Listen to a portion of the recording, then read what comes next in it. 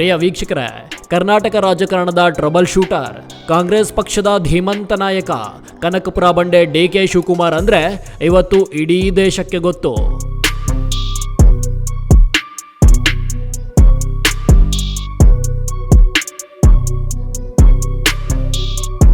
ರಾಜಕೀಯದಲ್ಲಿ ಏಳು ಬೀಳುಗಳು ಸಹಜ.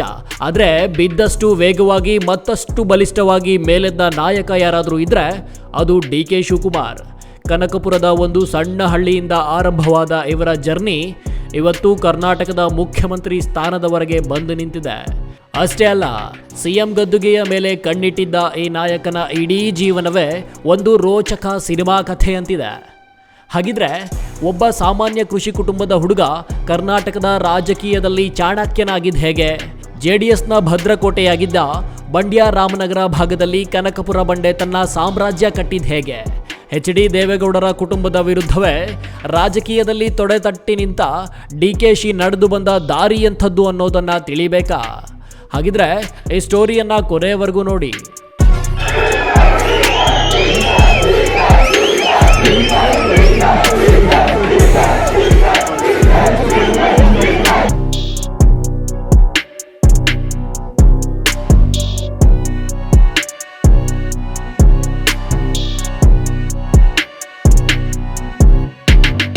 ವೀಕ್ಷಕರೇ, 1962 ಮೇ 15ರಂದು ರಾಮನಗರ ಜಿಲ್ಲೆಯ ಕನಕಪುರ ತಾಲೂಕಿನ ದೊಡ್ಡಾಲಹಳ್ಳಿ ಎಂಬ ಪುಟ್ಟ ಗ್ರಾಮದಲ್ಲಿ ಕೆಂಪೇಗೌಡ ಮತ್ತು ಗೌರಮ್ಮ ದಂಪತಿಯ ಹಿರಿಯ ಮಗನಾಗಿ ಡಿ.ಕೆ. ಶಿವಕುಮಾರ್ ಜನಿಸಿದ್ರು. ತಂದೆ ಕೃಷಿಕರಾಗಿದ್ದ ಕಾರಣ ಬಾಲ್ಯದಲ್ಲೇ ಕಷ್ಟ ಸುಖಗಳನ್ನು ನೋಡಿದ್ರು. ಬೆಂಗಳೂರಿನಲ್ಲಿ ವಿದ್ಯಾಭ್ಯಾಸ ಮುಗಿಸಿದ ಶಿವಕುಮಾರ್ ಅವರಿಗೆ ವಿದ್ಯಾರ್ಥಿ ದೆಸೆಯಲ್ಲಿ ರಾಜಕೀಯದ ಗೀಳು ಹತ್ತಿತ್ತು. ಆರ್.ಸಿ. ಕಾಲೇಜಿನಲ್ಲಿ ಓದುವಾಗಲೇ ವಿದ್ಯಾರ್ಥಿ ಸಂಘಟನೆಯ ಮೂಲಕ ನಾಯಕತ್ವದ ಗುಣ ಬೆಳೆಸಿಕೊಂಡಿದ್ರು. ಇನ್ನು 1980ರ ದಶಕದಲ್ಲಿ ಯೂತ್ ಕಾಂಗ್ರೆಸ್ ಸೇರುವ ಮೂಲಕ ಸಕ್ರಿಯ ರಾಜಕೀಯಕ್ಕೆ ಎಂಟ್ರಿ ಕೊಟ್ಟ ಡಿ.ಕೆ.ಶಿ ಅಂದಿನ ಧೀಮಂತ ನಾಯಕ ಎಸ್ ಬಂಗಾರಪ್ಪ ಅವರ ಕಣ್ಣಿಗೆ ಬಿದ್ದಿದ್ರು. ಇದಾದ ನಂತರ ರಾಜಕೀಯದಲ್ಲಿ ನಡೆದಿದ್ದೇ ಇತಿಹಾಸ. ಕೇವಲ 27ನೇ ವಯಸ್ಸಿಗೆ ಅಂದರೆ 1989ರಲ್ಲಿ ಮೊದಲ ಬಾರಿಗೆ ಸಾತನೂರು ಕ್ಷೇತ್ರದಿಂದ ಶಾಸಕರಾಗಿ ಆಯ್ಕೆಯಾಗಿ ವಿಧಾನಸಭೆ ಪ್ರವೇಶಿಸಿದ್ರು. ಅಷ್ಟೇ ಅಲ್ಲ, ಅತಿ ಕಿರಿಯ ವಯಸ್ಸಿಗೆ ಎಸ್ ಬಂಗಾರಪ್ಪ ಅವರ ಸಂಪುಟದಲ್ಲಿ ಮಂತ್ರಿಯಾಗುವ ಮೂಲಕ ಇಡೀ ರಾಜ್ಯದ ಗಮನ ಸೆಳೆದಿದ್ರು. ತದನಂತರ ಎಸ್.ಎಂ. ಕೃಷ್ಣ ಅವರ ಆಡಳಿತಾವಧಿಯಲ್ಲಿ ಪ್ರಭಾವಿ ಸಚಿವರಾಗಿ ಬೆಳೆದು ನಿಂತಿದ್ರು.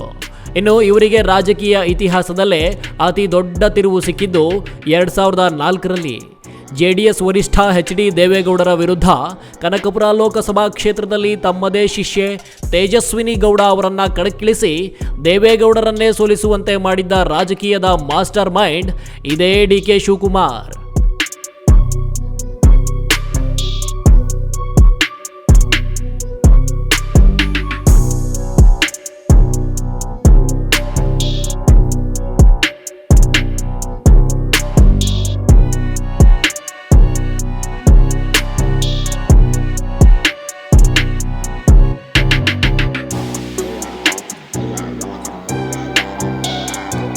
ವೀಕ್ಷಕರೇ, ರಾಜಕೀಯದಲ್ಲಿ ಯಶಸ್ಸು ಸಿಕ್ಕಷ್ಟೇ ಕಂಟಕಗಳು ಡಿ.ಕೆ.ಶಿಗೆ ಬೆನ್ನು ಬಿದ್ದಿದ್ವು.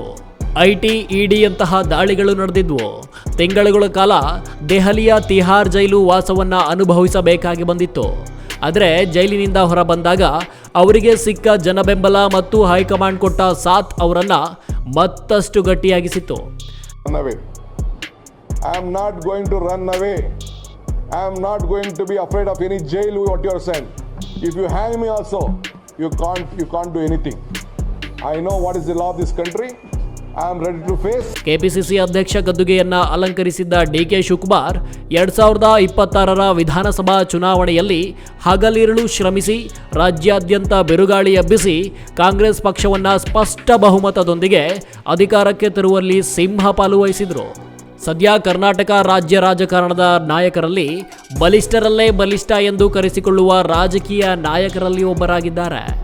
ಸಿದ್ದರಾಮಯ್ಯ ಅವರೊಂದಿಗೆ ಹೆಗಲಿಗೆ ಹೆಗಲು ಕೊಟ್ಟು ಸರ್ಕಾರ ಮುನ್ನಡೆಸುತ್ತಿರುವ ಡಿ.ಕೆ.ಶಿ ಕರ್ನಾಟಕದ ಮುಖ್ಯಮಂತ್ರಿ ಗದ್ದುಗೆಯನ್ನ ಏರೇ ತೀರುತ್ತಿದ್ದಾರೆ ಎಂಬುದು ಅವರ ಅಭಿಮಾನಿಗಳಿಗೆ ಇನ್ನಷ್ಟು ಸಂತೋಷ ನೀಡಿದೆ. ಬಂಡೆಯಂತಹ ಧೈರ್ಯ, ಚಾಣಕ್ಯನಂತಹ ಬುದ್ಧಿ ಹೊಂದಿರುವ ಡಿ.ಕೆ. ಶಿವಕುಮಾರ್ ಅವರ ಮುಂದಿನ ರಾಜಕೀಯ ಆಡಳಿತ ಹೇಗಿರಲಿದೆ ಎಂಬುದನ್ನು ಕಾದು ನೋಡಬೇಕಾಗಿದೆ. News room Kannada medium 24x7.